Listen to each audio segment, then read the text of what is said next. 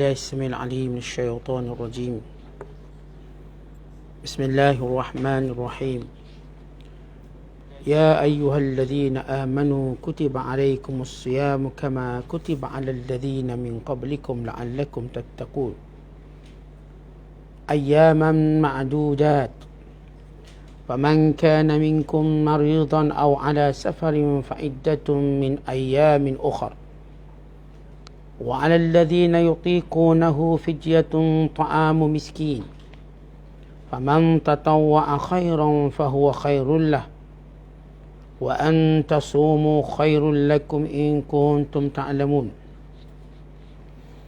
شهر رمضان الذي أنزل فيه القرآن هدى للناس وبينات من الهدى والفرقان فمن شهد منكم الشهر فليصم ومن كان مريضا أو على سفر فعدة من أيام أخر يريد الله بكم اليسر ولا يريد بكم العسر ولتكملوا العدة ولتكبروا الله على ما هداكم ولعلكم تشكرون وإذا سألك عبادي عني فإني قريب أجيب دعوة الداع إذا دعان فليستجيبوا لي وليؤمنوا بي لعلهم يرشدون أحل لكم ليلة الصيام الرفث إلى نسائكم هن لباس لكم وأنتم لباس لهن علم الله أنكم كنتم تختانون أنفسكم فتاب عليكم وعفى عنكم فالآن باشروهن وابتغوا ما كتب الله لكم وكلوا واشربوا حتى يتبين لكم الخيط الأبيض من الخيط الأسود من الفجر ثم أتموا الصيام إلى الليل ولا تباشروهن وأنتم عاكفون في المساجد تلك حدود الله فلا تقربوها كذلك يبين الله آياته للناس لعلهم يتقون صدق الله العظيم. Wahai orang-orang yang beriman, kamu diwajibkan berpuasa sebagaimana diwajibkan atas orang-orang yang dahulu daripada kamu, supaya kamu bertakwa. Puasa yang diwajibkan itu ialah beberapa hari yang tertentu. Maka sesiapa di antara kamu yang sakit atau dalam musafir, bolehlah ia berbuka. Kemudian wajiblah ia berpuasa sebanyak hari yang dibuka itu pada hari-hari yang lain. Dan wajib atas orang-orang yang tidak terdaya berpuasa kerana tua dan sebagainya membayar fidyah, iaitu memberi makan orang miskin. Maka sesiapa yang dengan sukarela memberikan bayaran fidyah lebih dari apa yang ditentukan itu, maka itu adalah suatu kebaikan baginya. Dan walaupun demikian, berpuasa itu lebih baik bagi kamu daripada memberi fidyah kalau kamu mengetahui. Masa yang diwajibkan kamu berpuasa ialah bulan Ramadan, yang padanya diturunkan Al-Quran, menjadi petunjuk bagi sekalian manusia, dan menjadi keterangan-keterangan yang menjelaskan petunjuk, dan menjelaskan perbezaan antara yang benar dengan yang salah. Oleh itu, sesiapa dari antara kamu yang menyaksikan anak bulan Ramadan atau mengetahui, maka hendaklah ia berpuasa bulan itu. Dan sesiapa yang sakit atau dalam musafir, maka bolehlah ia berbuka. Kemudian wajiblah ia berpuasa sebanyak hari yang ditinggalkan itu pada hari-hari yang lain. Dengan ketetapan yang demikian itu, Allah menghendaki kamu beroleh kemudahan, dan ia tidak menghendaki kamu menanggung kesukaran. Dan juga supaya kamu cukupkan bilangan puasa sebulan Ramadan, dan supaya kamu membesarkan Allah kerana mendapat petunjuknya, dan supaya kamu bersyukur. Dan apabila hamba-hambaku bertanya kepadamu mengenai aku, maka beritahu kepada mereka sesungguhnya aku, yakni Allah, sentiasa hampir kepada mereka. Atau perkenankan permohonan orang yang berdoa bila ia berdoa kepadaku. Maka hendaklah mereka menyahut seruanku dengan mematuhi perintahku. Dan hendaklah mereka beriman kepadaku supaya mereka menjadi baik serta betul. Dihalalkan bagi kamu pada malam hari puasa bercampur, bersetubuh dengan isteri-isteri kamu. isteri-isteri kamu itu adalah sebagai pakaian bagi kamu, dan kamu pula sebagai pakaian bagi mereka. Allah mengetahui bahawasanya kamu mengkhianati diri sendiri, lalu ia menerima taubat kamu dan memaafkan kamu. Maka sekarang setubuhilah isteri-isteri kamu dan carilah apa-apa yang telah ditetapkan oleh Allah bagi kamu, dan makanlah serta minumlah sehingga nyata kepada kamu benang putih cahaya siang dari benang hitam kegelapan malam, iaitu waktu fajar. Kemudian sempurnakan puasa itu sehingga waktu malam, yakni maghrib. Dan janganlah kamu setubuhi isteri-isteri kamu ketika kamu sedang beriktikaf di masjid. Itulah batas-batas larangan Allah, maka janganlah kamu menghampirinya. Demikian Allah menerangkan ayat-ayat hukumnya kepada sekalian manusia supaya mereka bertakwa.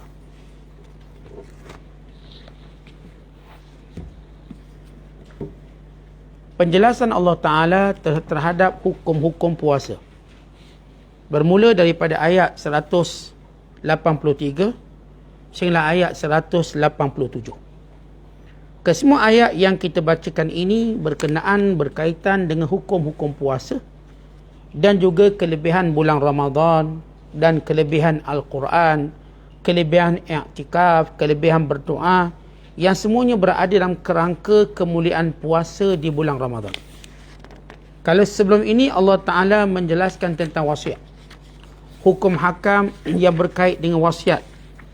Bahkan sebelum ini juga kita menceritakan hukum hakam yang berkait dengan qisas, dan sebelum ini juga kita menjelaskan tentang perkara yang bersangkutan juga dengan hukum hakam yang Allah Subhanahu Wa Taala jelaskan kepada kita berkait dengan amal-amal soleh, dan sebelum ini juga berkait dengan menghadap kiblat. Yang kesemuanya ini membina dan membentuk suatu kepribadian Muslim yang sebenar sebagai jawapan kepada, sebagai pukulan kepada Yahudi dan Kristian, yang mereka ini bukan sekadar menyembunyikan kebenaran, meminda, mengubah, bahkan sudah hilang kepribadian sebagai seorang hamba Allah. Mereka sudah menjadi kelompok-kelompok yang sombong dalam dakwa-dakwi mereka, dalam pengebuasuaian hukum hakam mereka, dalam penolakan Nabi Muhammad sallallahu alaihi wasallam sebagai rasul dan wahyu Al-Quran. Maka Allah tunjuk inilah kepribadian Muslim, kepribadian yang patuh, yang taat, kepribadian yang memang menjadi perintah Allah semenjak dahulu, tetapi kamu gagal melaksanakan amanah. Maka ini dia orang-orang yang beriman, yang beriman yang sebenar, yang Allah Ta'ala terjemahkan ataupun Allah tunjukkan bagaimana orang beriman ini menterjemahkan keimanan mereka dengan amalan, bukan dakwa-dakwi. Bukan sebagaimana dakwang Yahudi, kami anak Tuhan, kami adalah makhluk terpilih Tuhan. Bukan sebagaimana dakwa-dakwi daripada Kristian, kami ialah orang yang dicintai oleh Allah, yang disayangi oleh Tuhan. Maka semua itu dakwa-dakwi yang tidak dibuktikan dengan ibadat, dengan kepatuhan pada Allah. Maka ini dia orang beriman. Sebagaimana mereka patuh dalam hukum hakam menghadap kiblat, dan juga kebaikan-kebaikan yang kita dah sebut, 16 kebaikan, dan juga berkait dengan hukum qisas, dan juga berkait dengan hukum wasiat. Demikian juga berkait dengan ibadat puasa. Allah Ta'ala berfirman, wahai orang-orang yang beriman, diwajibkan ke atas kamu puasa sebagaimana telah diwajibkan kepada orang yang sebelum kamu. Mudah-mudahan atau semoga kamu mendapat ketakwaan. Baik, Allah Ta'ala menjelaskan tentang kewajiban puasa. Sepakat ulama kewajiban puasa itu ialah puasa Ramadan, dan tidak ada kewajiban puasa yang lain melainkan Ramadan. Allahumma illa melainkan bagi orang yang berpuasa nazar, dan berpuasa qada, dan berpuasa kafarah yang juga wajib. Tapi ia tidak termasuk dalam perbicaraan kita ini. Kerana bila Allah Ta'ala menyuruh wahai orang beriman untuk menunjukkan asal hukum hakam yang kami syariatkan, diwajibkan ke atas kamu puasa. Wajib bagi kamu puasa sebagaimana yang telah diwajibkan kepada umat terdahulu, menunjukkan ibadat puasa ialah ibadat semenjak dahulu kala, yang Allah Ta'ala berikan bukan sekadar kepada umat Nabi Muhammad sallallahu alaihi wasallam, bukan kepada umat nabi-nabi yang terdahulu. Apa jadi dengan umat-umat yang terdahulu dengan ibadat puasa mereka? Mereka mengubah mengikut sewenang-wenangnya. Bila mereka merasakan bulan ni tak nak puasa, mereka ubah bulan lain. Bila mereka merasakan hari ni tak nak puasa, mereka ubah hari lain. Daripada ubah, akhirnya mereka tak buat terus. Mereka tidak menjaga amanah hari-hari yang diwajibkan puasa. Sebagaimana mereka tak menjaga amanah tentang kewajiban beriman kepada Nabi Muhammad SAW. Sebagaimana mereka tidak menjaga amanah tentang hukum, tentang perintah-perintah dalam Taurat dan Injil. Demikian mereka juga tidak mentaati Allah dalam perintah berkaitan dengan puasa. Sebab itu Allah kata, wahai orang beriman, diwajibkan ke atas kamu puasa yang dahulu telah diwajibkan oleh umat-umat terdahulu. La'allakum tattaqun. Perkataan la'allakum dalam Al-Quran bukanlah menunjukkan semoga kamu bertakwa atau mudah-mudahan kamu bertakwa, bukan begitu. Maksud la'allakum di sini bahawa pasti kamu akan menjadi orang bertakwa. Dengan puasa yang benar, mengikut rukun dan syaratnya, pasti kamu akan menjadi orang yang bertakwa. Bukan semoga, bukan barangkali, bukan la'alla ni mudah-mudahan. Kerana perkataan la'alla dalam Quran pada perkara ibadat menunjukkan takkid, kepastian. Siapa pun yang berpuasa dengan puasa yang sebenar, yang bukan sekadar menjaga diri daripada perkara yang membatalkan puasa, mereka juga menjaga diri daripada perkara yang membatalkan pahala. Mereka juga menjaga diri daripada perkara yang membatalkan kemuliaan puasa itu. Bukan sekadar batal puasa, batal pahala puasa, batal kemuliaan bulan puasa, iaitu dengan membiarkan diri mereka terlepas melakukan kebaikan-kebaikan yang ditawarkan pada bulan Ramadan, seperti tarawih, seperti baca Quran, seperti bersedekah, dan seperti i'tikaf, serta lain-lain ibadat. Mereka ini bukan sekadar tahan makan, mereka tahan diri daripada dosa, mereka juga berebut untuk mendapat kebaikan Ramadan. Kerana Ramadan itu umpama pasar ibadat bagi orang beriman untuk merebutnya. Melainkan setengah manusia menukarkannya menjadi bazar Ramadan. Lalu mereka terlepas banyak kebaikannya. Ialah pasar akhirat. Melainkan segelintir manusia menjadikan ia pasar dunia. Maka dia terlepas kebaikannya.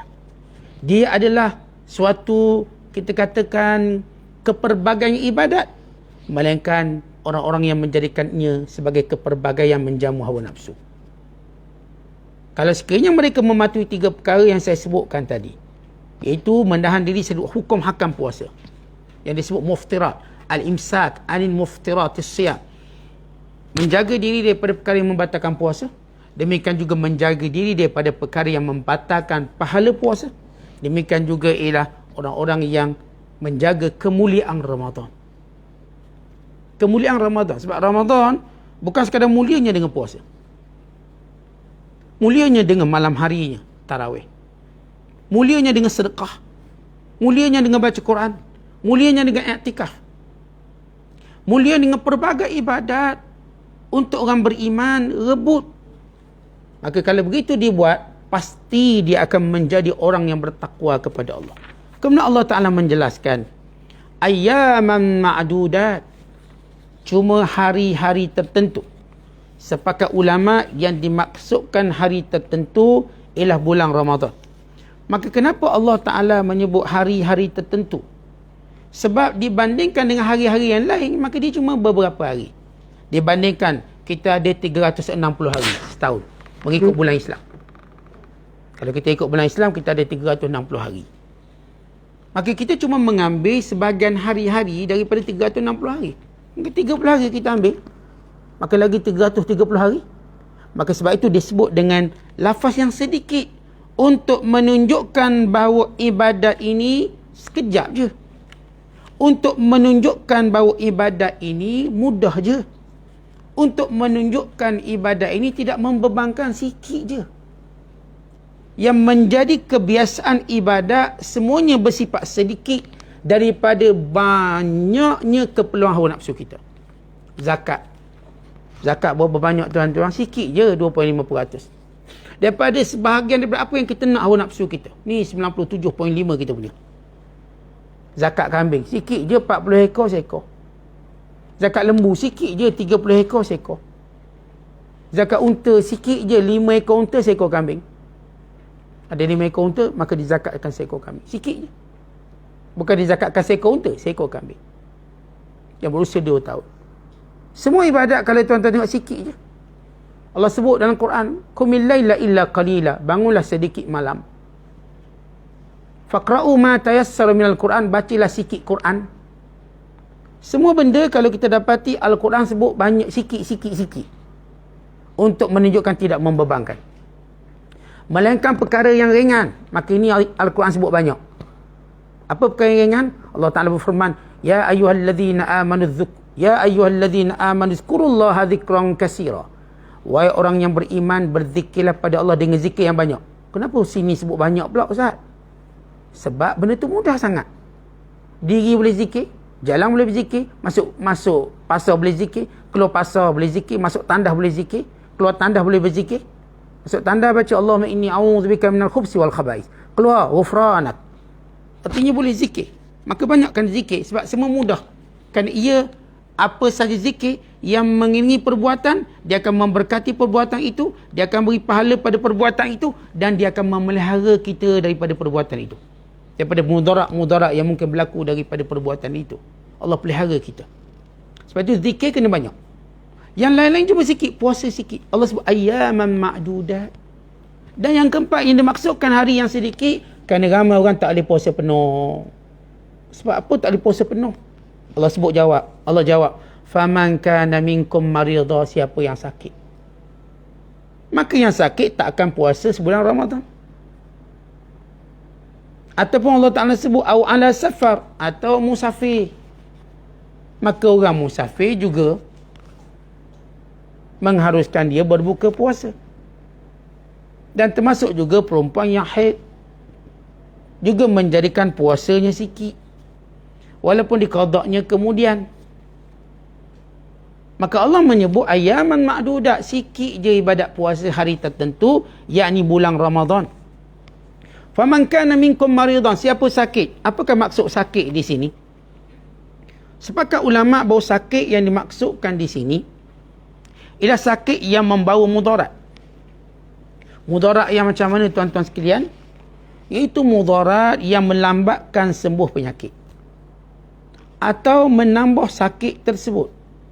Ini sama ada sakit tadi boleh menyebabkan lambat sembuh kalau kita puasa, atau tambah lagi sakit, atau juga menambah bebanan bagi kita, maka puasa itu ataupun sakit tadi membenarkan kita untuk berbuka puasa, maka tidak wajib kita berpuasa. Allah Ta'ala beri keringanan bagi orang-orang yang sakit. Kerana puasa ini wajib kepada orang yang al-mustati'us sahihul muqim, orang yang mampu, orang yang sihat, dan orang yang berada setempat. Ada pun orang musafir, orang sakit. Sakit yang saya katakan susah untuk berpuasa, maka harus baginya berbuka. Harus baginya tidak berpuasa. Dan sebagai gantiannya, hendaklah dia menggantikannya pada hari-hari yang lain pada tahun itu juga. Pada tahun itu juga. Arti dia beri satu tempoh setahun untuk dia qada. Artinya Allah Ta'ala tak berikan, sepakat ulama bila seorang itu tak puasa sebab sakit atau tak puasa kerana musafir, dia tak perlu ganti terus. Bukan habis Ramadan, Syawal kena ganti. Tidak perlu. Dia mungkin boleh ganti bulan Zulqa'dah, bulan Zulhijjah. Dia mungkin ganti bulan Muharram dalam tempoh setahun. Setahun yakni mengambil daripada bulan 9 bulan Islam. Bulan 9 tu bulan Ramadan lah. Sampailah sebelum Ramadan akan datang. Itu maksud setahun. Itu dipanggil haul dia. Artinya paling lambat dia boleh qada puasa pada bulan Syaban tahun depan. Kalau sekiranya dia melepasinya, sebagian ulama termasuk mazhab kita Syafi'i, maka dia kena membayar fidyah kerana lambat bagi setiap hari. Tetapi di sisi Abu Hanifah tidak dikenakan apa-apa, dia kena qada je. Di mazhab kita tak boleh dia kena qada sebab dia lambat, dia kena bayar fidyah bagi setiap hari yang dia lambat tadi. Kemudian Allah Ta'ala kata, aw ala safar, atau orang musafir. Musafir yang dibenarkan ialah musafir yang boleh kita jamak qasar solat. Atau lebih tepat, musafir yang kita boleh qasar solat. Itu jaraknya di sisi kita, mazhab kita Syafi'i dan jumhur ulama 89 km. Dan di sisi Abu Hanifah ialah sejauh 96 km. Kita 89 km. Ya, ada orang kata, Ustaz, masalah jarak yang disebut 2 marhalah. Kadang-kadang ada buku kita baca, dia kata 80 km je. Ya, guru kami menyebut 80 km. Ada sebut 85 km. Ada menyebut 87 km. Banyak sangat ni, Ustaz. Mana satu ni? Maka kita katakan kita ambil yang lebih ikhtiyat. 89 km. Lebih ikhtiyat. Ikhtiyat maknanya mengambil satu angka yang semua pandangan tak ada masalah dengan pendapat itu. Kalau kita ambil 80, nanti yang kata 85 kata mana boleh, mana cukup. Maka kita ambil ikhtiyat. Sikap hati-hati. 89 km.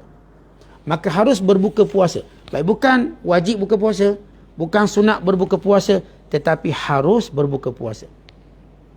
Apakah berbuka puasa atau puasa lebih baik? Dalam mazhab kita, demikian juga dalam mazhab Imam Malik dan Abu Hanifah, as-saum lil musafir afdal illam yashukka alaihi.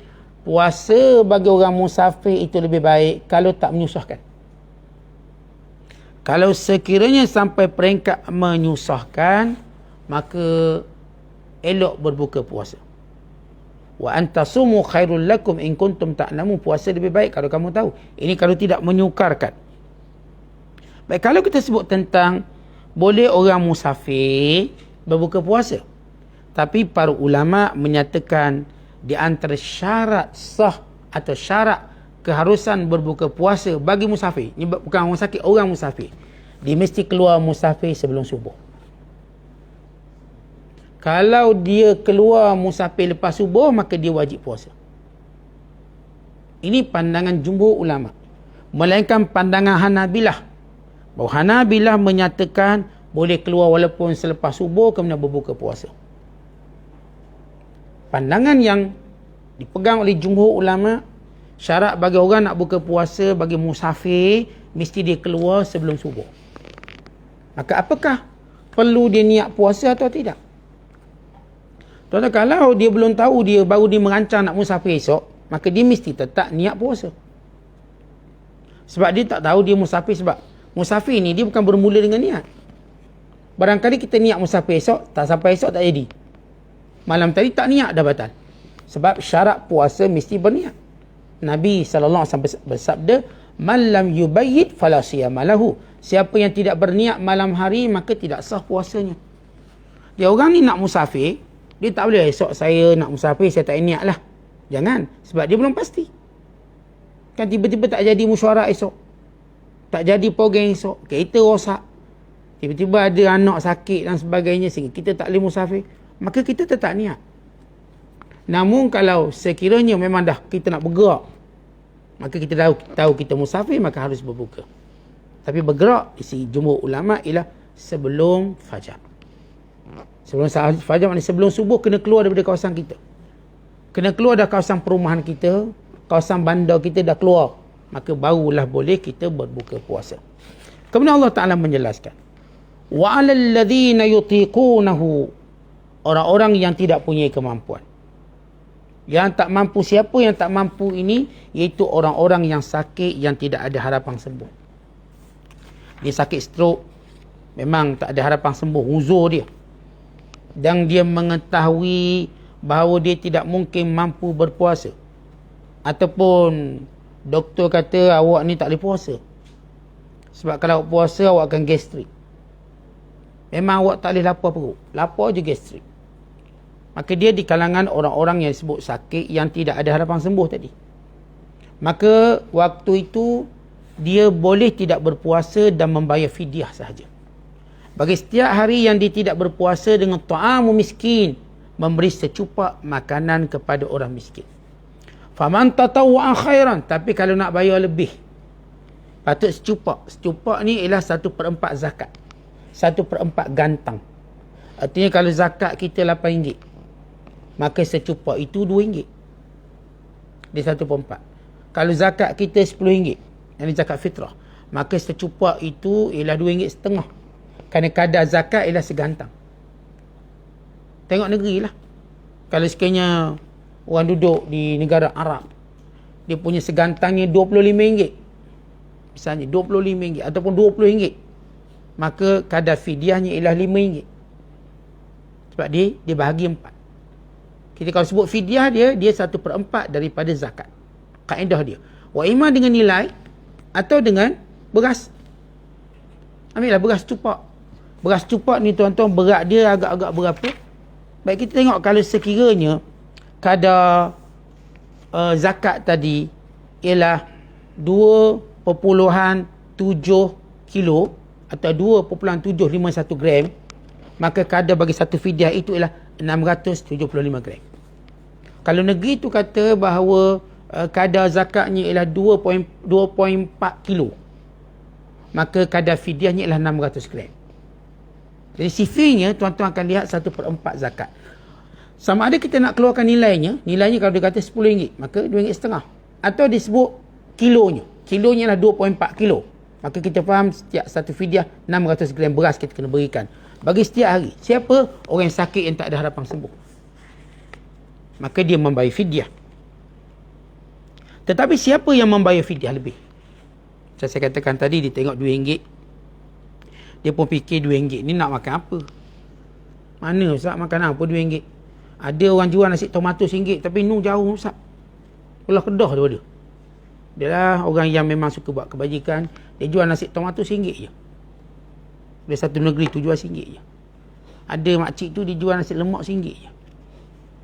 RM1 murah. Ada orang memang niat meniaga dia tadi nak sedekah, nak dapat pahala lebih, sehingga dia jual nasi dengan harga murah RM2. Ustaz, RM2 ni Ustaz, macam kalau kita kat bandar-bandar besar nak beli apa RM2? Nasi tak ada lauk Ustaz, ada nasi kuah je. Tetapi kita jangan cerita RM2 tu sikit, kita juga kena cerita kemampuan orang nak bayar tu. Kadang-kadang dia tak mampu. Bukan semua orang tak puasa tu orang kaya. Ke orang kaya semua tak puasa? Bukan. Kadang-kadang yang tak boleh puasa tu orang miskin, dia sakit. Maka kalau kita katakan fidyahnya kena bayar RM10, beban lah dia. Beban dia. Jadi fidyah ni dia mengambil kira semua. Baik dari sudut kemampuan orang bayar dan juga orang menerima. Mengambil jalan tengah. Macam juga zakat, mengambil kira semua. Kalau lah orang kaya ni kena bayar banyak, kesian pula orang kaya tadi. Kalau sikit sangat mungkin tak mencukupi, maka dia ambil satu kadar yang munasabah. Kadar ini kadar ta'abudi, iaitu kadar yang ditetapkan di syariat. Ini bukan kita katakan sebagai satu ijtihad atau sebagainya. Ini kadar dia. Allah sebut fidyatun ta'amu miskin, makan seorang miskin. Ulama dah sebut ia adalah satu cupak daripada 1/4 daripada segantang. Dan siapa nak bayar lebih, dia dapat pahala lebih. Kaedah dalam Islam, apa pun bentuk bayaran, zakat, fidyah, kalau kita nak bayar lebih boleh tak? Ustaz, saya punya zakat 2.5, saya nak bayar 5.2, boleh tak? Boleh. Yang lebih tu namanya sedekah, bukan zakat. Kenapa tak dinamakan zakat? Supaya orang tak manipulate, kononnya zakat kata 5.2, tak, zakat 2.5. Awak bayar lebih, maka namanya sedekah. Apa yang kita bayar lebih tu, dia tak sebut zakat, dia sebut sedekah. Apa yang kita bayar lebih fidyah, kita tak panggil fidyah, itu sebagai sedekah daripada fidyah. Supaya orang tak kata, dia bayar fidyah banyak ni, macam hukum tu banyak, tak. Itu adalah sedekah lebihan. Kemudian Allah Ta'ala menjelaskan, wa antasumu khairul lakum, berpuasa lebih baik bagi kamu, in kuntum ta'lamun, kalau sekiranya kamu mengetahui. Baik orang sakit, puasa itu lebih baik kalau tidak menyukarkan dia. Baik orang musafir, puasa itu lebih baik kalau tidak menyukarkan dia. Baik orang yang sakit tak ada harapan sembuh, tapi kalau dia mampu berpuasa tanpa menyukarkannya, maka ia lebih baik. Tetapi kalau sebaliknya, yang kita dah sebut pandangan mazhab kita, kalau memang membebankan, menyukarkan, menambah penyakit, maka yang afdal baginya ialah berbuka puasa, supaya tidak menjadi ibadat itu fitnah kepada orang lain. Dan kita bila buat ibadat, antara benda yang kita jaga, jangan jadikan ia mengundang fitnah. Sebab itu bila baginda sallallahu alaihi wasallam melihat seorang sahabat baca dalam solat panjang pun, Nabi kata, afattan anta ya ibn Mas'ud, nak bawa fitnah ke wahai Ibn Mas'ud? Walhal dia baca panjang bukanlah sampai orang patah kaki berdiri. Tak adalah sampai sebab berdiri lama sampai kena kencing manis. Cuma lengah-lengah letih-letih lah. Habis ustaz, dia berdiri tengok bola boleh ustaz? Takkan sembahyang tak boleh. Kita tak boleh kiaskan kecenderungannya buat benda dunia dengan kecenderungan dia ibadat. Tak boleh kias. Kenapa tak boleh kias? Bagi menunjukkan syariat Islam ni mudah. Kita bukan nak samakan ibadat dengan perbuatan dunia. Supaya orang semua nampak ibadat ni mudah. Kalau nak kiaskan begitu, tuan-tuan tengok Hindustan 2 jam, kena sembahyang 2 jam. Kiasnya begitu. Tak boleh. Sembahyang kan 2 rakaat je subuh. Banyak lama mana boleh sembahyang? 5 minit lah. Ustaz, dia sembelit pun 50 minit, Ustaz. Takkan sembahyang 5 minit? Kita tak boleh kias sembelit dengan solat. Kerana solat keistimewaannya, ibadat keistimewaannya ialah rukhsah kemudahan yang Allah berikan pada hamba-Nya. Supaya orang nampak agama ni cantik, tak pernah beban. Agama tak pernah bebankan kita. Salah faham kita yang membebankan kita. Sebab itu kita tak boleh kias, tak boleh buat analogi tadi. Dia boleh buat ni, kenapa tak boleh sini? Tak boleh kias secara mutlak. Walaupun boleh kita kias secara muhasabah. Muhasabah boleh lah awak tengok TV 2 jam, baca Quran 2 minit. Tak apa betul tu. Kita bukan nak kias ibadat, tapi kita nak muhasabah. Muhasabah boleh. Tapi untuk kita samakan dengan maksud itu, kerana manusia, saya katakan, suka terfitnah dalam agama. So, dalam agama, kita minimumkan fitnah. Jangan ada orang sampai pandang serong pada agama. Khususnya orang-orang yang memang menangguk air keruh. Dia memang tunggu dekat air keruh tu, tuan-tuan, untuk tangguk air keruh. Tunggu dia, mana salah kita kat mana? Bukan tunggu kat air keruh Melaka. Dia memang tunggu salah kita kat mana? Sikit salah, faham. Tengok, salah. Yang berjam cakap betul tu, dia tak ambil kira. Yang salah tu. Yang ni dia nak keluarkan. Ini golongan yang geng-geng air keruh ni, hati-hati. Dengan mereka, sebab itu kita tunjukkan. Atau syariat tunjukkan bagaimana mudahnya Islam. Kemudian Allah Ta'ala sebut, Syahrul Ramadan, bulan Ramadan. Tadi diwajibkan kamu puasa. Tertanya kita puasa apa? Memang dah sepakat ulama puasa Ramadan. Tapi Allah jelas kat sini. Bulan Ramadan yang kami syariatkan puasa. Apa istimewanya? Kenapa kami tak syariatkan puasa itu bulan Zulhijjah? Bulan Zulkaidah? Bulan Muharram, bulan Safar? Bulan Rabiul Awal? Bulan Rabiul Thani, Rabiul Akhirah? Jamadil Awal, Jamadil Akhirah? Tapi pada bulan Ramadan, maka Allah menyebut kerana bulan Ramadan diturunkan Quran. Sebab itu bulan Ramadan dinamakan juga bulan Quran. Kerana itu untuk menjadikan puasa itu indah, hebat, bernilai, mesti disertai dengan Quran. Sebab itu para ulama bila datang Ramadan, mereka memperbanyakkan baca Quran. Hadza Imamuna Syafi'i rahmatullahi alaihi rahmatan wasi'ah. Ini imam kita Syafi'i rahimahullahu ta'ala. Datang Ramadan, maka 2 kali khatam. Ramai ulama-ulama berhenti semua aktiviti bila datang Ramadan untuk mereka tumpukan pada Quran. Itulah kekuatan puasa.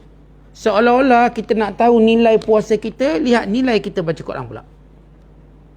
Nak tahu nilai puasa kita. Cantik, tak cantik? Nilai kita baca Quran pada bulan Ramadan.